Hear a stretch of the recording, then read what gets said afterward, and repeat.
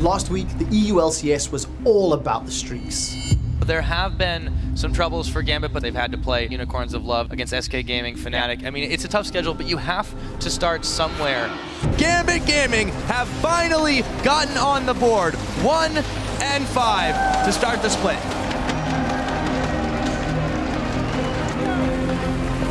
If we want to keep going on, have this big snowball, we can start here.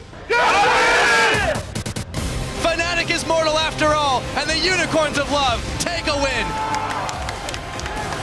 Winning this game was really important for us. We were like maybe too overconfident. Now we are never gonna make the same mistakes. SK Gaming stays undefeated, 6-0. Pretty amazing feeling to go 6-0, especially because we're the only team in both NA and EU that's undefeated now, so teams are gonna have a lot of pressure when they play against us.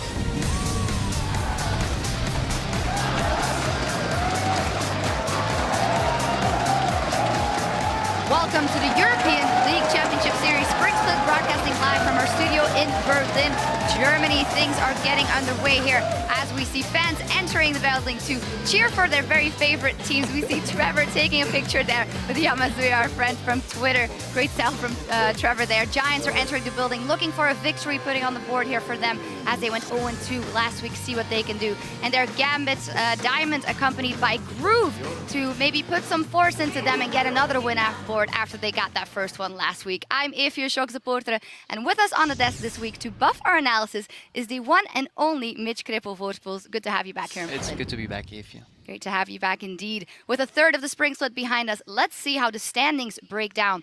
SK Gaming's undefeated streak survived last week, putting them on top at 6-0. Fnatic is in the number 2 spot at 5-1, and Elements rounds out the top 3 with 4 wins and 2 losses. So SK Gaming at the top of the table. What other teams for you have shown the best performance so far? I mean, one team that definitely stood out was Fnatic, coming in with the new lineup. We've talked about it a lot, so I'm pleasantly surprised by how they've played, but at the same time, contrasting that is for me is Rocket. I think Rocket is kind of underperforming. They didn't live up to the hype people set for them. However, they didn't set the hype themselves, obviously. So those are definitely two teams I want to watch again this weekend, see if those trends continue. Because we've seen it before in LCS. Everybody can start well or start slow, but it can all turn around in like week 3 and 4 and 5. Yeah, and who's starting the best? It is SK Gaming, 6-0 on the top of the table. Last week, our last game of the week was, of course, SK Gaming versus Elements. And Kreppe, what did you remember from that game in terms of play of the both teams?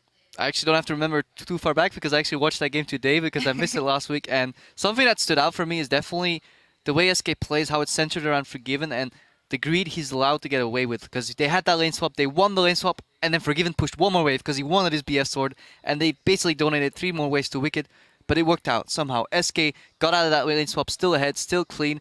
And then a lot of teamfights started happening. But I think we have somebody in the studio that's more versed or more better versed at this than I am, so... Yeah, indeed. For a closer look at that clash between SK and Elements, we're going to hand it over to Martin the Fisher Lunger.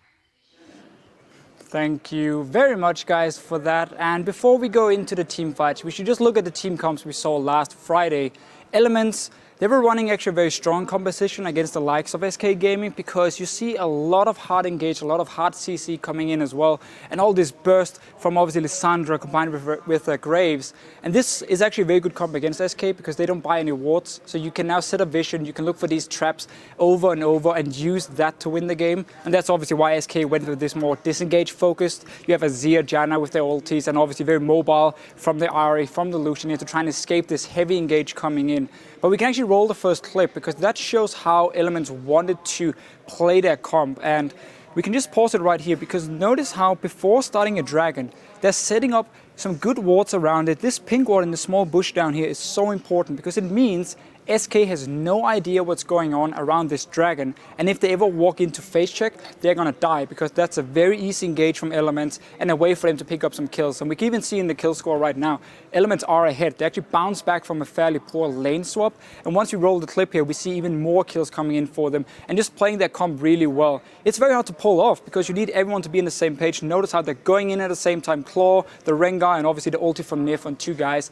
Easy kills, you get the dragon as well, and right now it's looking great for Elements. They're actually looking to be the first team to defeat SK Gaming, but then we roll our next clip, which is going to be the deciding team fight in this game here. It's all about Shook and Nif failing their engages here. Shook going in all alone, ends up actually being poked down to barely any HP, and he's out of the fight now. Rengar with no ulti.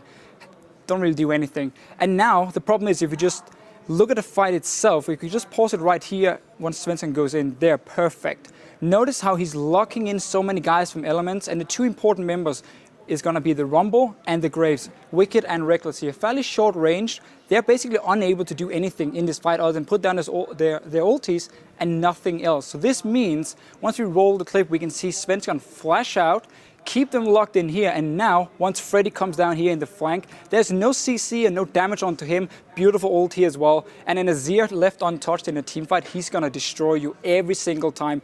Double kill for him. Rest of SK Gaming can now clean up the fight, and because we saw Elements fail their engage and not be on the same page, then suddenly SK could just pick the fight they wanted to. Not enough CC coming in from Elements, and this was the game-winning fight because now SK took over the map, they took a Baron as well, and there was no chance for Elements to come back and get the fights they wanted to.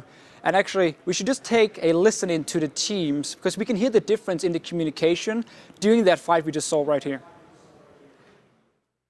Should be clean.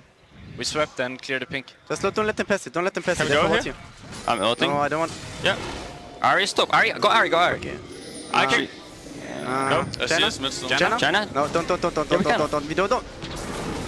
Can we run top better? Yeah. They use Rengar ult. No Rengar ult. They're really low.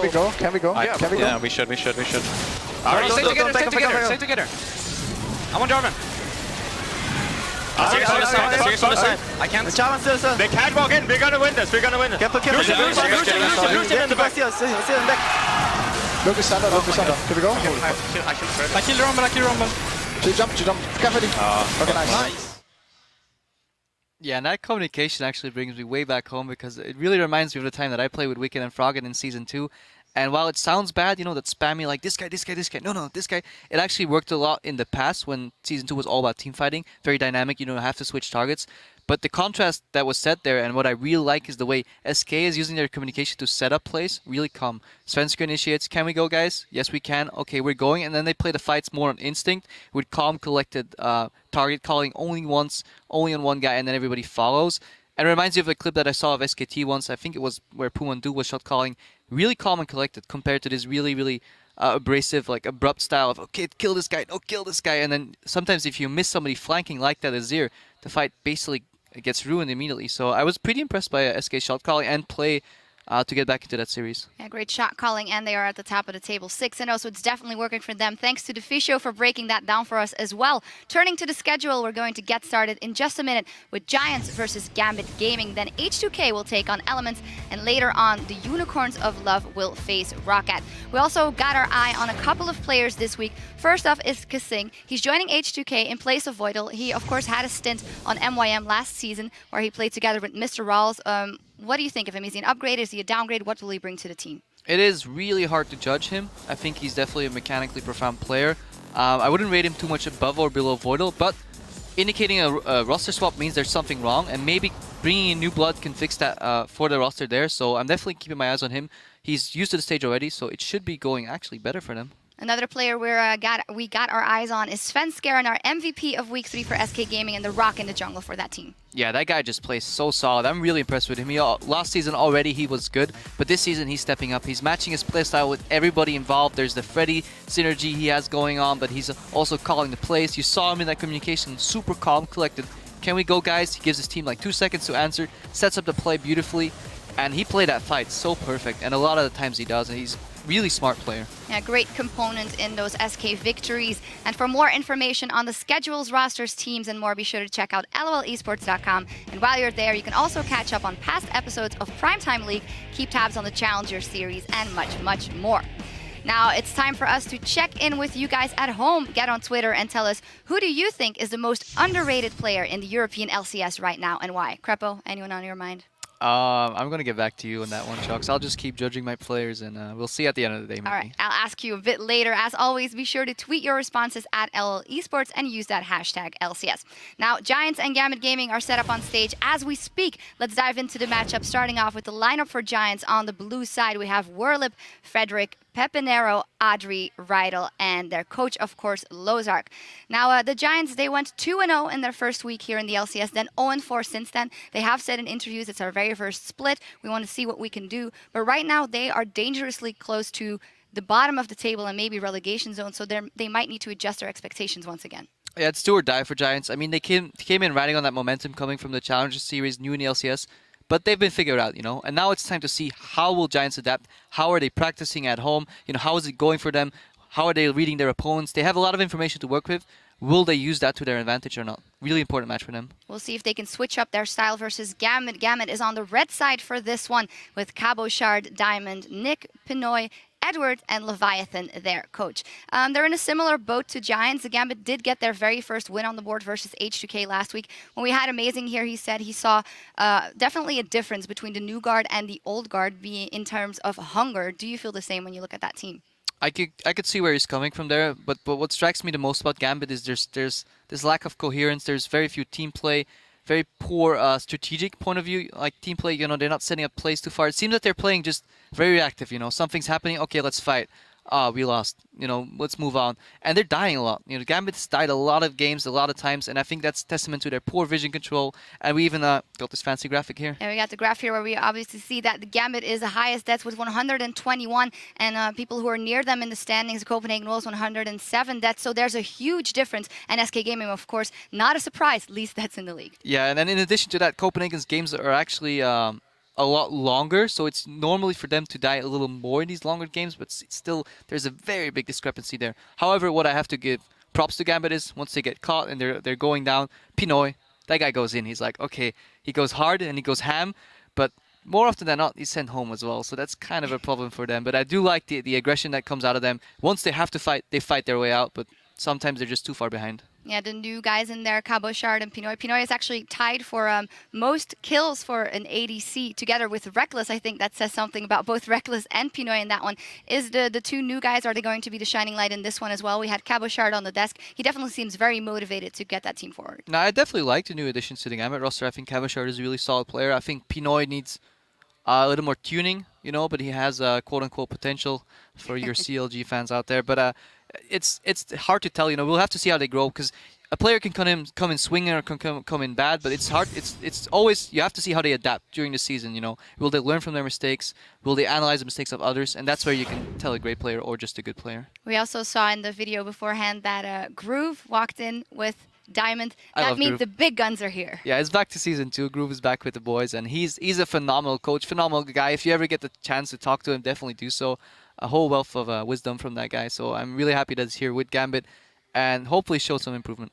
We will see in our first game of the day. Now, the recent removal of Deathfire Grasp has already had a big impact on the mid lane metagame. And to Gambit's Nick, the Nine-Tailed Fox is a much better looking pick than she was when the season began.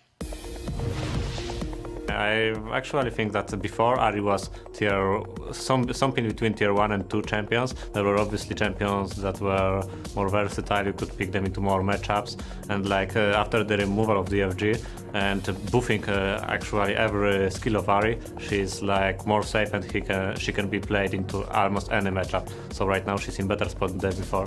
You have to keep in mind that your constant damage is higher, but like your burst damage is lower.